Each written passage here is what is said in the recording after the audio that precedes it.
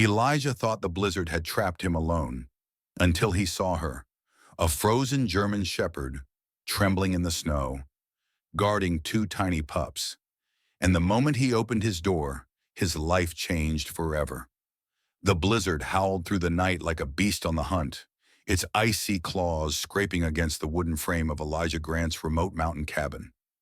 Snow piled in merciless waves around the perimeter, swallowing up the porch steps, the woodpile, even the road that led to the nearest town, over 20 miles away. The small Colorado town of Pine Hollow had long since been cut off by the storm, and Elijah, a retired paramedic turned recluse, sat alone in his living room, bathed in the flickering glow of a dwindling fire. He sipped slowly from a cracked ceramic mug, the bitter heat of black coffee grounding him in the moment. Silence stretched around him, thick, heavy, absolute, broken only by the intermittent groan of snow-laden tree limbs outside and the soft, predictable crackle of burning logs. That silence shattered suddenly. A sound, faint, unnatural, a scratch, light but insistent, barely audible beneath the howling wind. Elijah's brow furrowed. He set his mug down with a muted thud and held his breath, every nerve in his body on edge. Then it came again, this time accompanied by a low, muffled whimper that barely pierced the chaos outside. He stood abruptly, his pulse kicking up. That wasn't the wind. That wasn't the house creaking. That was something alive. His boots thudded quietly across the wooden floor as he made his way toward the door. The frost-covered glass of the front window was obscured, but as he approached, Elijah's steps slowed to a crawl. Something was out there. He could feel it. He wiped a clear circle on the fog glass with his sleeve and leaned in. His breath caught in his throat. There, framed by the swirling snow, stood a large German shepherd. Her coat was crusted with frost and patches of ice, her body rigid as a statue. At her feet, nestled tightly against her belly, were two tiny pups. So small they were barely more than dark shapes against the whiteout backdrop. The mother's amber eyes were locked on his, not pleading, not aggressive, just hollow, desperate. Elijah's hand hovered over the latch. He didn't move. Instinct screamed that opening the door was a risk. Wild animals, disease, the unknown. But so did another instinct, the one he'd spent years sharpening in emergency response. The one that told him what real suffering looked like. And this was it. The storm howled louder, as if trying to drown out his thoughts. The dog remained frozen in place, unmoving, breath puffing in ragged clouds from her nostrils. Snow clung to her fur in patches, and her ribs were visible even from behind the glass. "What happened to you?" Elijah muttered, almost under his breath. He unlatched the door.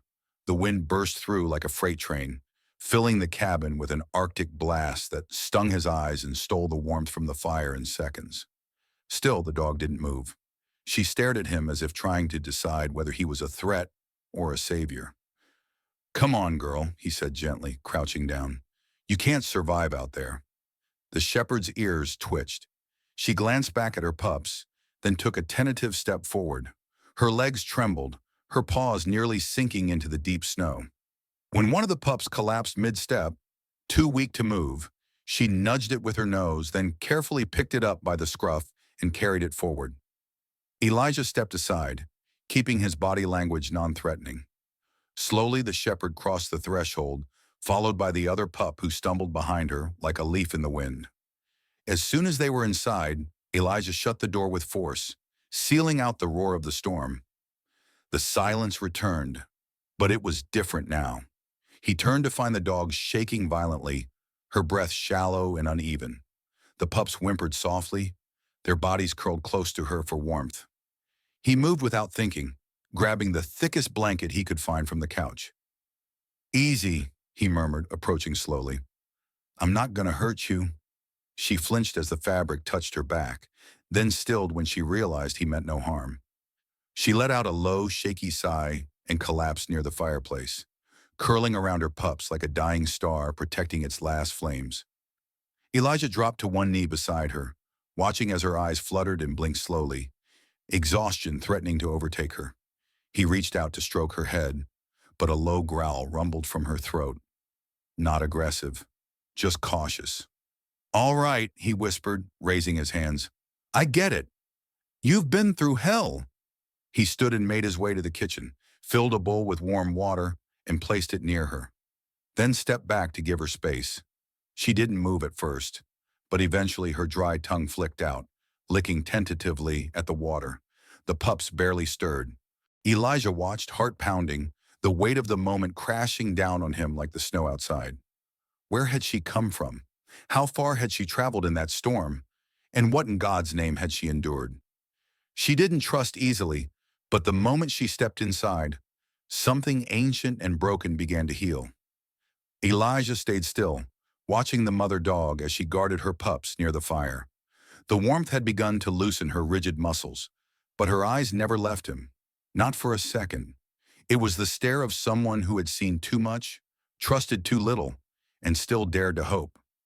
He moved slowly, grabbing a second blanket and laying it down a few feet away to give them a more comfortable spot. The pups, tiny, frail things, nestled deeper into their mother's fur, their shallow breathing barely lifting their narrow chests. She was starving. That much was obvious. Her sides hollowed in with every breath. Her coat was matted with ice, clinging like scars of the storm. Yet she had carried those babies through a blizzard. Elijah spoke softly, like a man afraid of breaking something sacred. "You've kept them alive in all this." The dog didn't respond, but her head lowered slightly, as if acknowledging his words. He rummaged through his pantry, finding an old can of chicken broth, maybe a year out of date but still sealed. He heated it gently, the rich scent filling the cabin, and poured it into a second bowl. Carefully, he slid it closer to her. She eyed him, sniffed the air, and slowly rose. The pups whimpered as her warmth left them for a moment. She padded forward, each step cautious, deliberate. Then she bent her head and drank. Not with the frantic hunger of a stray, but with restraint, as if every move had to be calculated. "You're used to being punished for surviving, aren't you?" Elijah muttered. Her ears flicked at his voice. After she finished, she returned to her pups and curled around them once more. This time, when Elijah sat a few feet away on the floor, she didn't growl. She just watched. It wasn't trust yet, but it was something. And for the first time in years, Elijah felt a strange pull deep inside his chest. Something dormant was waking up. The firelight danced across the room, casting long shadows against the walls as the storm outside raged on. But inside, a fragile peace had settled. He could hear the soft breaths of the pups, the faint hum of the wind blocked by thick walls, and the quiet creak of old wood expanding with warmth. He didn't sleep that night. Instead, he sat in his armchair, staring into the fire, watching over them. Every time he looked at the shepherd's face, he saw something new. Beneath the exhaustion, fear. Beneath the fear, pain. And beneath the pain, fire. She was a survivor, and so was he. The night passed slowly. Elijah tended the fire, refilled the water, and adjusted the blankets around the pups without ever getting too close. Every action earned him a cautious glance from the shepherd, but not a single warning growl. That in itself felt like progress. When dawn finally broke, it did so gently, spilling golden light through the frosted windows. The storm had passed. A hush fell over the mountains, broken only by the occasional cracking of branches under the weight of new snow. Elijah rose, stretching his stiff back and shoulders. "Morning," he said, his voice hoarse. The German shepherd blinked at him, her eyes still wary, but softer now. He walked to the kitchen and rustled through more supplies. Canned ham, dry biscuits. It wasn't ideal, but it would do. He warmed what he could, scooped it into a small bowl, and returned. This time she stood as he approached. Not with fear, but alertness. A subtle shift had occurred overnight. A fragile bridge had begun to form between man and beast, built on silence, heat, and the shared ache of old wounds. He set the food down slowly. "Eat. You'll need your strength." She stared at him for a heartbeat longer, then lowered her head and began to eat. Elijah sat nearby and watched. "You need a name," he said aloud. "Can't just keep calling you girl forever." He leaned back against the wall, arms crossed, staring into the flames once more. The pups twitched in their sleep, tiny limbs kicking like they were dreaming of a world that wasn't cold.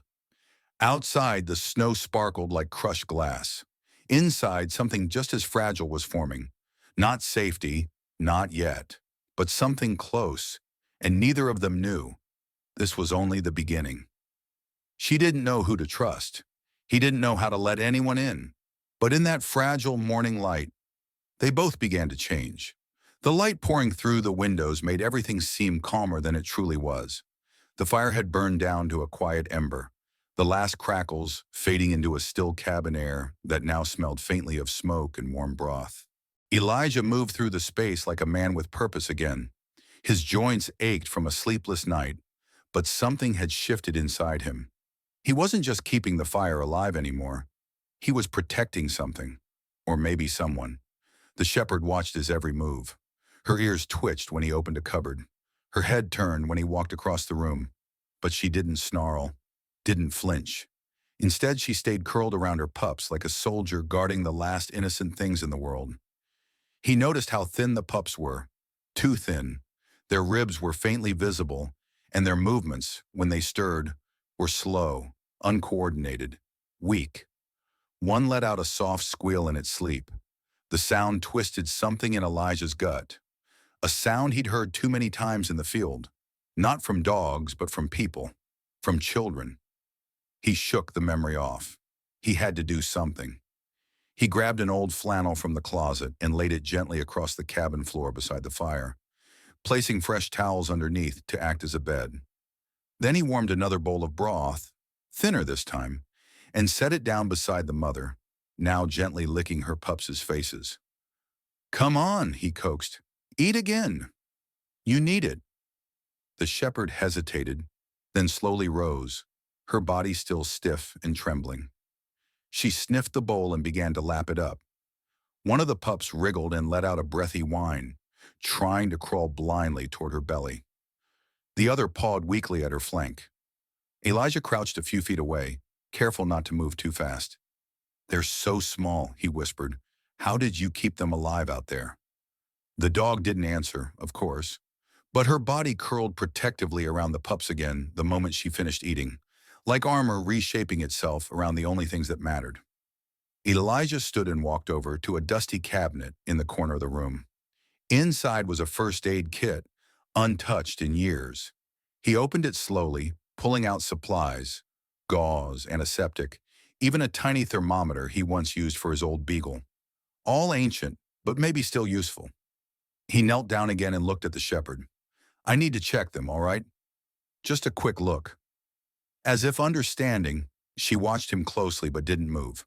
He reached for the smaller pup, hard in his throat, and gently cradled it in one hand. Its fur was damp, its body feather light. But its heartbeat, yes, there it was. Faint, fluttering, still fighting. He set it back beside the mother, who leaned down and nudged it closer to her warmth. Elijah did the same for the second, his fingers careful, his breath held the entire time. Both were alive, fragile, but alive. "You're fighters," he whispered, "just like your mama." He stood again, walked into the kitchen, and grabbed his landline. The cell tower had been out for 2 days, storm damage. But the old rotary phone still worked. He dialed the only number he could think of, the nearest veterinary clinic, 30 miles down the mountain. Nothing. Deadline. Of course. He set the phone down slowly, the silence returning like a wave crashing over his shoulders. He looked at the shepherd again, at her pups. This wasn't just a pit stop for them. This was their last chance, and he couldn't fail them. As night began to creep back across the snow-blanketed land, Elijah made his decision. Tomorrow, if the roads cleared even a little, he'd load them into the truck and drive down to Eden Ridge, the next town over. No matter how dangerous the drive, they needed real care. He turned toward the fireplace, throwing another log into the flames, sparks shooting upward in protest. The warmth came back to life.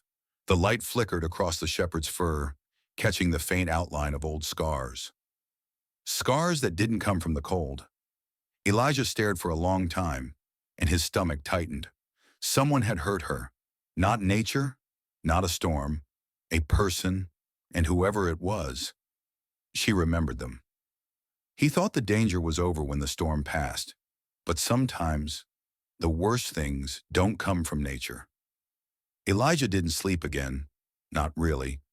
He dozed in fragments, slumped in his armchair with one eye always half open, listening to every creak of the cabin and every whistle of wind that threaded through the trees outside. But it wasn't the storm keeping him alert anymore. It was the German shepherd. She had grown quieter, still vigilant but less tense, and yet every once in a while she would suddenly lift her head and stare at the door, ears perked, muscles coiled like a spring. No growl, no bark, just silence, as if listening for something she feared more than the cold. By mid-morning, the skies had cleared. Pale sunlight filtered through the treetops, revealing a landscape sculpted in snow. The truck, thankfully, wasn't buried.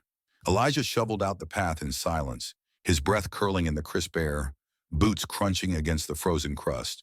Inside, the shepherd didn't move from the fireplace. She kept her pups close, her eyes watching the door until he returned. "I'm taking you to get help," he said gently, kneeling beside her. "You've done enough. Let me take it from here." He retrieved an old crate from the storage shed, lined it with towels, blankets, anything to cushion the ride. When he returned, he approached slowly. She didn't growl this time, but her body tensed the moment he reached for the pups. "It's all right," he whispered, keeping his movements slow and deliberate. "I'm not taking them away. I'm just getting you help." She let out a low, breathy whine, almost like a protest, but finally allowed him to lift the tiny bodies into the crate. Then came the harder part, getting her in. She wouldn't move at first. Elijah opened the back of the truck, laid another blanket down, and waited. Eventually, after long, aching minutes, the shepherd rose on unsteady legs, padded forward, and climbed in. She lay beside the crate, pressing her body against it like a living barrier between the world and her children. As Elijah shut the truck bed, he caught her eyes in the rearview mirror. They were no longer hollow. They were watching. They were remembering. The drive down to Eden Ridge was slow. The roads were slick, icy in parts, but the sun was starting to soften the snow. Elijah kept both hands on the wheel, knuckles white with tension. His thoughts were a blur of questions. Where had she come from? Why was she so broken, and yet so strong? And why did he feel like something was still following them? At the vet clinic, the staff moved quickly. Dr. Evelyn Marsh, a woman with calm hands and sharp eyes, led the assessment. "She's malnourished," she said quietly, running her fingers along the dog's ribs, "and dehydrated, but no broken bones. These scars, though." Elijah looked away. "She's been through something. And the pups? Early stage hypothermia, both of them. But they're fighters, stronger than they look." As they worked, the shepherd remained eerily still. She didn't growl, didn't flinch, but her eyes never stopped tracking every movement. She watched the vet, the assistants, Elijah. No one touched the pups without her gaze fixed on their hands. Dr. Marsh eventually leaned closer and whispered, "She's protective, hyper-aware, signs of trauma. This dog's seen the worst of people." Elijah didn't respond. He didn't need to. He could see it in her every breath. When it was over, Dr. Marsh helped Elijah load the crate and the mother back into the truck. Before he closed the door, the vet placed a gentle hand on his shoulder. "She's lucky she found you." He nodded, though the weight in his chest hadn't lifted. The ride back up the mountain was quiet. Snow drifted from branches above, sparkling in the fading light. The pups stirred slightly in the crate, letting out weak cries now and then.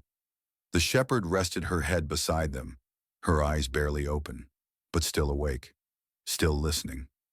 When they arrived home, Elijah opened the door and ushered them all back into the warmth of the cabin. The fire was dead. He stoked it quickly, bringing the room back to life, then laid out the blankets again. The shepherd collapsed beside the pups without a sound. And that's when it happened. As Elijah knelt nearby, reaching to refill the water bowl, the shepherd suddenly stood, rigid, alert. Her nose twitched, eyes locked on the front window. And then came a sound, a branch breaking, soft but deliberate, too close. Elijah froze. His breath caught in his throat as he slowly turned toward the window. Nothing was there, just snow, trees, silence. But she wouldn't stop staring. The growl that rumbled in her chest wasn't just fear, it was recognition. Some dangers knock on your door, others wait in the woods, watching, waiting. Elijah stood completely still, one hand still holding the ceramic water bowl, his breath held tight in his lungs. The room was dead silent, except for the low, steady growl vibrating from the shepherd's chest. She didn't blink, didn't budge. Her gaze stayed locked on the front window. "What is it?" he murmured under his breath. Another crack, this time clearer, closer, a branch snapping under weight. Not a falling icicle, not a squirrel. Too heavy, too deliberate. Elijah placed the bowl down gently and stepped toward the window. He pulled the curtain back an inch, just enough to peek through the frost-streaked glass. At first, nothing, just the stillness of snow-covered trees, the hush that came after storms. But then, movement, a shadow between the trees, tall, upright, human. Elijah's jaw clenched. Someone was out there. The shepherd, still unnamed, but slowly earning the name Grace in his heart, positioned herself between the pups and the door. Her ears stood straight. Her body leaned forward, every muscle taut and ready. This wasn't a reaction born of simple instinct. It was personal. This wasn't the first time she'd seen whoever was out there.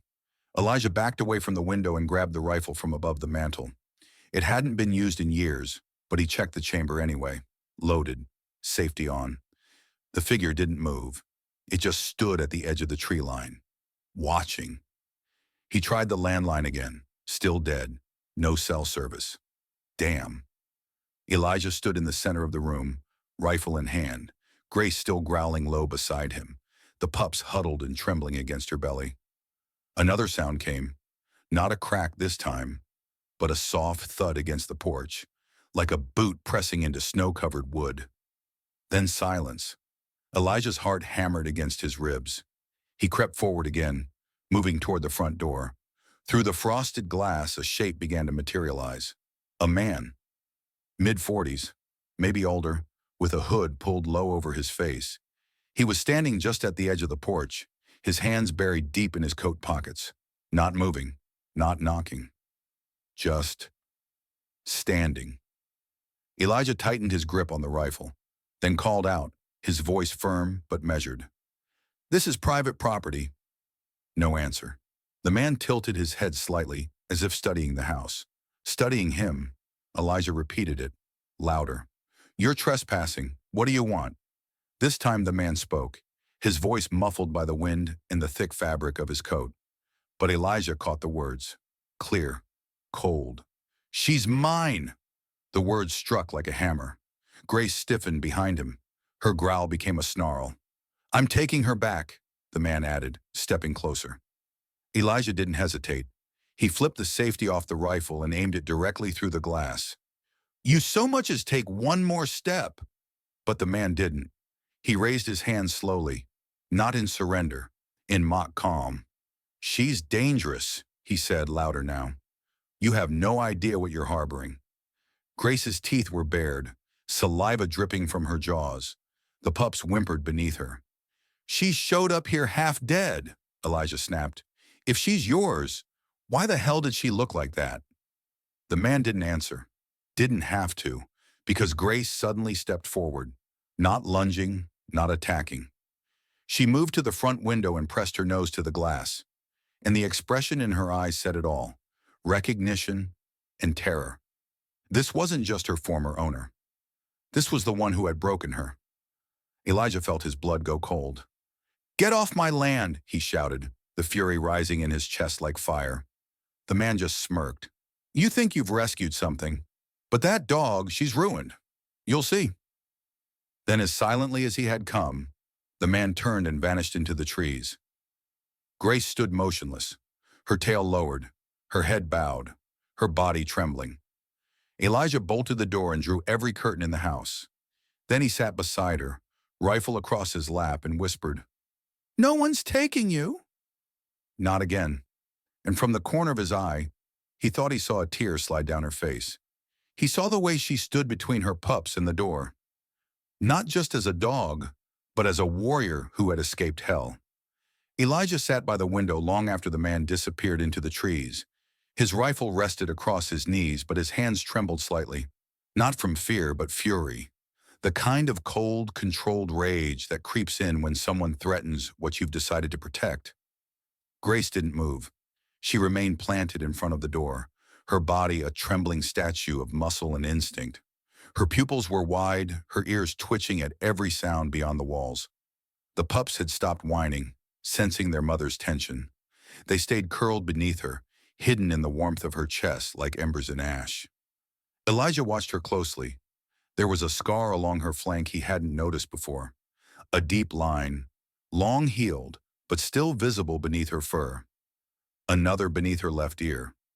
Not the kind made by accident, not from fighting wild animals. These were the marks of cruelty. She ran from him, Elijah whispered aloud, mostly to himself. She fought her way through a snowstorm to save them. His throat tightened. What kind of man lets a mother carry newborn pups into a blizzard? What kind of monster follows her back? The cabin felt different now. Not just a place of refuge, but a last stronghold, a final stand. Elijah rose from the chair and began locking down the house. Every door, every window. He pulled heavy furniture in front of the rear entryway, checked the basement door, nailed shut the broken window in the pantry. Grace followed him from room to room, not in fear, but with the instinct of a sentry. Her presence behind him was like a shadow made of muscle and resolve.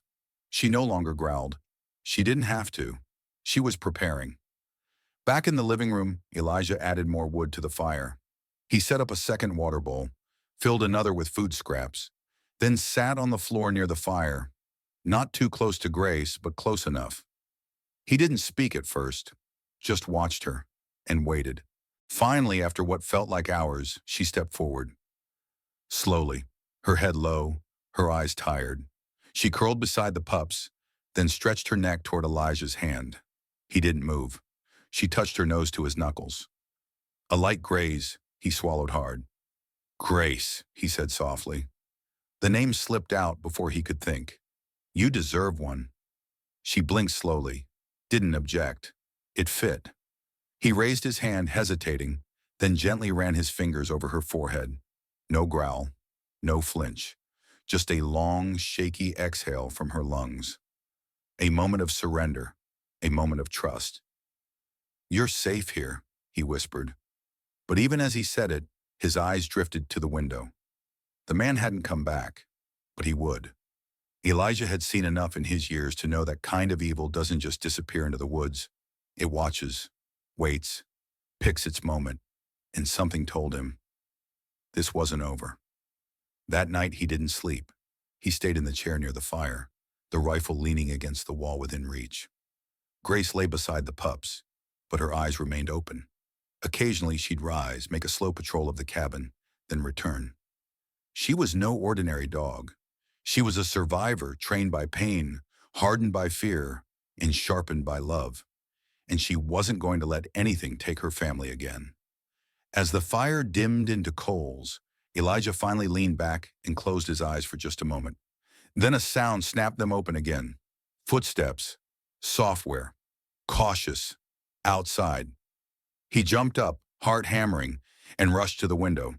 He could see nothing through the darkness, but Grace was already at the door, rigid, growling again. The pups squeaked beneath her. Elijah grabbed the rifle and flicked off the safety. He opened the front door slowly, stepping onto the porch. The cold bit at his skin like knives. Snow crunched, not under his boots, but someone else's, just beyond the tree line. "Elijah," a voice called out, low and unrecognizable in the night. "You can't keep what doesn't belong to you." His blood ran cold. He raised the rifle and shouted, "She belongs to no one but herself." A beat of silence. Then the shadow shifted and disappeared again into the trees. This wasn't over. She thought she had escaped her past, but some monsters don't stop chasing, not until you stand and face them. The next morning broke with an eerie stillness. No birdsong, no wind, just the muffled hush of snow blanketing the cabin, like the world itself was holding its breath. Elijah barely slept. His eyes were bloodshot, his body stiff, but his mind sharp. He moved like a man expecting war. First thing, he scanned the perimeter. He found it right away. Fresh footprints just beyond the tree line. Not from animals, from boots. They circled the property once, then vanished back into the woods. Grace followed him silently as he inspected the tracks. She didn't bark, didn't snarl, but she was tense, her body a tight coil of focus and readiness. Back inside, Elijah made a decision. No more waiting. He opened the cabinet beneath the stairs and pulled out a metal lockbox he hadn't touched in years. Inside, flare gun, old radio, spare ammunition, emergency phone. Most of it outdated, but still functional. He loaded the flare gun and set it by the door. If the man came back, someone, anyone, would see that fire in the sky. He'd make sure of it, but something in his gut told him they wouldn't have to wait long. He checked the truck. The engine was still functional, but the tires had been slashed. 4 clean punctures. He hadn't hurt a thing. That's when he knew. This wasn't a man passing through. This was someone who had hunted before. Someone who knew how to disappear into the cold and make you think you were safe until he was standing at your window again. Elijah slammed the truck hood shut, his breath fogging in the freezing air. Grace was watching from the porch, her eyes locked on the same tree line. The pups were growing stronger, nursing regularly, their tiny tails beginning to wag with faint bursts of life. But they were still vulnerable, still helpless, and the danger was circling. That night, Elijah set up makeshift barricades around the house, furniture in front of doors, tools against windowsills, lanterns lit in every room. The rifle remained slung over his shoulder like a part of his body. He didn't expect Grace to sleep, and she didn't. She stood watch at the front door, silent, immovable. Every few minutes, she would glance back at her pups, then return her focus to the window. The hours passed. Then came the knock. Not loud, not frantic, just steady. 3 times. Elijah froze. Grace let out a guttural growl, deeper than he had ever heard from her. Her hackles rose. Her eyes burned with a kind of fire that only comes from memory. Elijah raised the rifle and moved to the door, his voice steel. "I told you, you're not welcome here." The man's voice came through clear now, smooth, familiar. "I raised her," he said calmly. "She's mine. You don't know what she's capable of. I know she carried her pups through a storm. I know she protected them when no one else would. That's more than you ever did." A pause, then, "You don't get it, do you? She's trained. She remembers commands. She remembers punishment. She'll always come back to me." That's when Grace moved. She lunged forward, placing herself between Elijah and the door, her teeth bared, body braced. And from behind the door, the man laughed. "You see? She's still mine." Elijah shook his head slowly. "No, she's protecting someone now." He stepped back and fired the flare into the sky. A screaming red light tore upward through the blackness, casting a blood-colored glow over the cabin and forest. A signal, a warning. The man cursed and vanished into the woods. But he wouldn't stay gone. Grace turned toward Elijah, her body still trembling, her eyes filled with something raw. Grief, rage, recognition. He knelt in front of her and whispered, "You don't owe him anything." Not anymore. For the first time, Grace leaned in and rested her head against his chest. Outside, the woods were no longer silent. Branches cracked, snow crunched, and the hunt had officially begun. He came to take her back, but what he didn't know was that she didn't run anymore. The crimson glow of the flare still lingered in the sky like a silent scream. Somewhere in the distance, a dog barked in reply, a far-off echo of warning or witness. Elijah couldn't tell. Inside the cabin, the fire burned strong, but no one felt warm. Elijah paced the floor, his rifle cradled tightly in his arms, scanning the windows, the door, every inch of shadow. His body was weary, but his mind was wide awake. Grace didn't leave the front door. She remained planted, muscles tensed, tail stiff. Her body trembled, but not from fear, from restraint. She wanted to fight. Every inch of her told Elijah that this wasn't new. She had stood at doors before, protected herself before, but never like this. Never for someone else. She wasn't running anymore. The pups had curled together in the basket near the hearth, warmed and sleeping, unaware of the tension gripping the cabin like a noose. Their soft breaths were the only calm thing left. And then, just before dawn, Grace growled again. Not low, not distant. This was close, urgent. Elijah turned just as the window shattered. Glass exploded inward, scattering across the floor. Snow swirled through the broken pane. A rope coiled through the gap, followed by the boot of a man who had clearly done this before. Elijah raised the rifle, but he wasn't fast enough. The man was already in the cabin. Grace lunged, no hesitation, no fear. She was airborne before the man had both feet inside. She hit him with full force. The two of them crashed into the table. Dishes clattered to the floor. Elijah rushed forward, heart pounding, trying to aim. But Grace was moving too fast, a blur of fur and fury.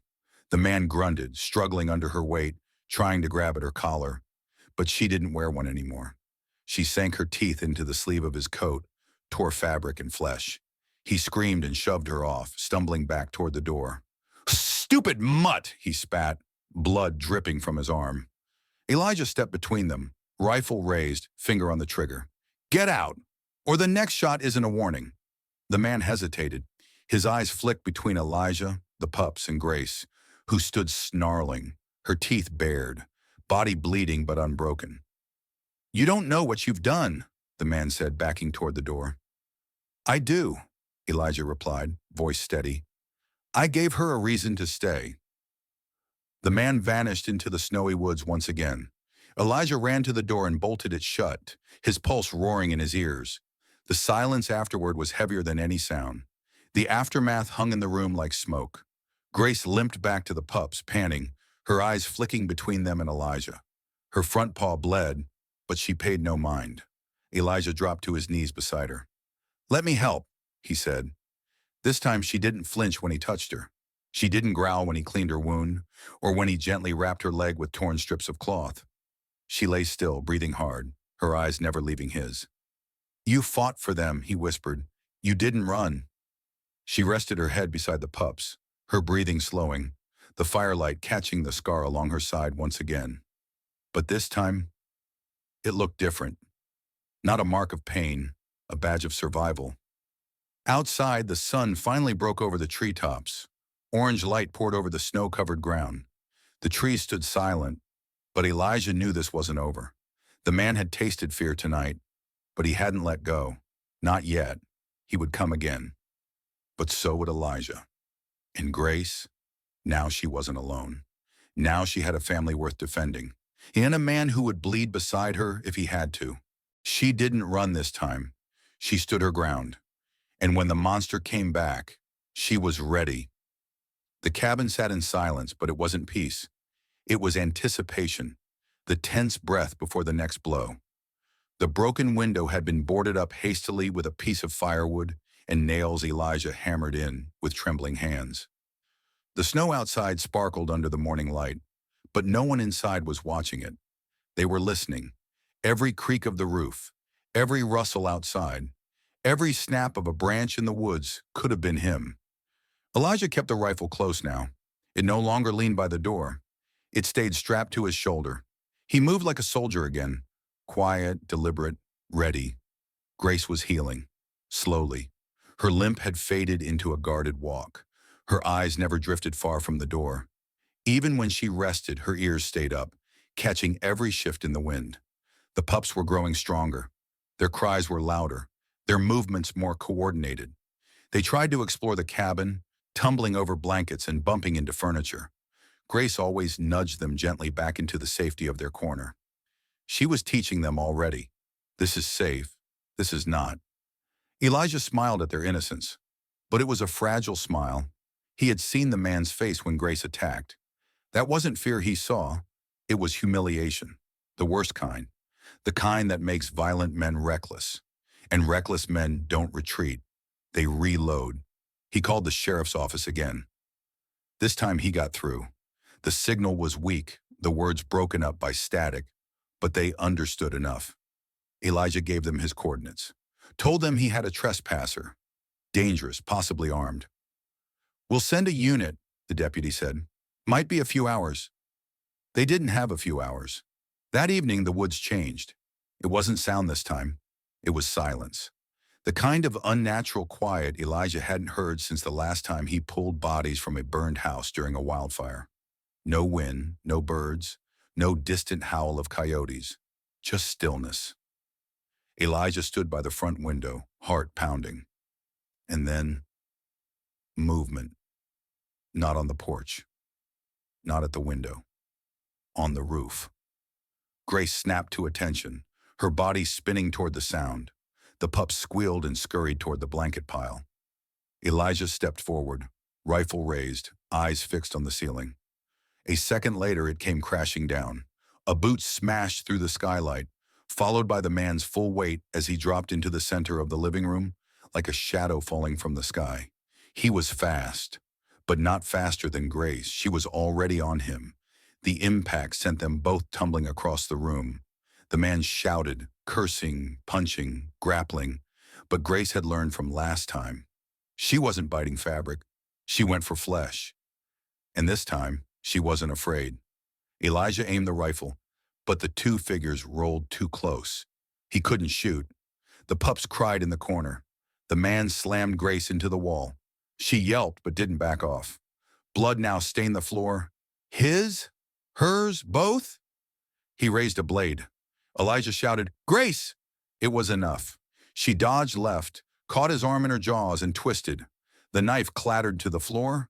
Elijah moved, grabbed the blade, pulled the man back, and slammed him into the wall with the butt of the rifle. He collapsed, panting, defeated, but alive. Grace didn't let go of his arm until Elijah gave her a single, clear command. "That's enough, girl. You did it." She stepped back, chest heaving, mouth foaming, blood on her fur, but her eyes were calm, not afraid, not haunted, clear. They had won, but it wasn't just survival. It was justice. Elijah tied the man's hands with a rope from the cellar. The sheriff's deputy arrived 30 minutes later, lights flashing through the trees, boots crunching up the snowy porch. They arrested the man without a struggle. He didn't even speak. Grace sat in the doorway watching as they dragged him away. She didn't growl, didn't bark. She had already said everything she needed to. They didn't just survive the storm, they changed because of it. And in that quiet after the chaos, a new life finally began. The cabin was quiet again, but this time it wasn't tense. It wasn't held together by fear or watched over by shadows. It was a different kind of silence now, gentle, restful, the kind that wrapped around the heart like a blanket instead of a chain. The sun hung low in the sky, casting soft orange beams across the snow-dusted floor. Outside, the snow had begun to melt, revealing patches of earth and life beneath the thaw. Spring was weeks away, but its breath was already touching the woods. Inside, Elijah sat in his armchair with a warm mug in his hands. His body ached in places he hadn't felt in years. Bruises, exhaustion, tension still lingering like ghosts, but they didn't weigh him down the way they once did. Grace lay beside the fire. She was healing. The scabs on her leg were closing, her fur beginning to shine again. Her ribs weren't as visible now. She had begun eating twice as much, not because she was starving, but because she had finally stopped expecting the food to disappear. Snow and Ash, named during one quiet morning after the storm, were no longer helpless. They stumbled over each other, play fighting and exploring the corners of the cabin. One tried to steal Elijah's slipper earlier that morning. The other attempted to climb onto the coffee table and promptly fell off. Grace watched them like a hawk, her eyes always on them, but no longer afraid, just watchful, just maternal. Elijah leaned forward and gently scratched behind her ear. She leaned into it. No flinch, no pause, just trust. You saved us, he said quietly. And I don't just mean during the fight. He didn't need to explain. Grace understood. She didn't move from her place, but her tail gave a slow, rhythmic thump against the floorboards. They had been through something few would understand. Pain, survival, loyalty, redemption, and something else too. Family. A few days later, the deputy returned with news. The man, the one who had haunted Grace's past, was behind bars. There were charges pending. More victims had come forward. His operation had been shut down. They had evidence, testimony. It was enough to put him away for a long, long time. When Elijah told Grace, she didn't react with aggression. No barking, no pacing, just a sigh. Like she knew, like the weight had finally lifted from her back. The following weeks became a rhythm. Grace healed. The pups grew. Elijah laughed more. Real laughter. The kind that bubbled up without warning. He found himself talking out loud again, not because he needed to fill the silence, but because someone was always listening now. One morning he opened the front door and let Grace step outside without a leash. She sniffed the air, cautious but calm. Then she trotted into the yard, her pups waddling behind her, chasing the flickers of sunlight between patches of melting snow. Elijah leaned in the doorway, arms crossed, a smile tugging at the corners of his lips. "They're yours," he said aloud, "but you're ours." That night they all curled up by the fire. Snow and ash pressed against their mother's side, fast asleep. Elijah sat nearby, watching the flames dance. He placed one hand on Grace's back. She lifted her head, rested it on his knee, and closed her eyes. There were no more growls, no more flinching at sudden noises, no more standing watch through the night. Only peace, only home. And as the fire flickered low, Elijah realized something he hadn't let himself admit in years. He wasn't just protecting them anymore. They had saved him too. If this story moved you, share it with someone who believes in second chances. Because sometimes the strongest bonds aren't born from blood. They're forged in fire, survival, and love.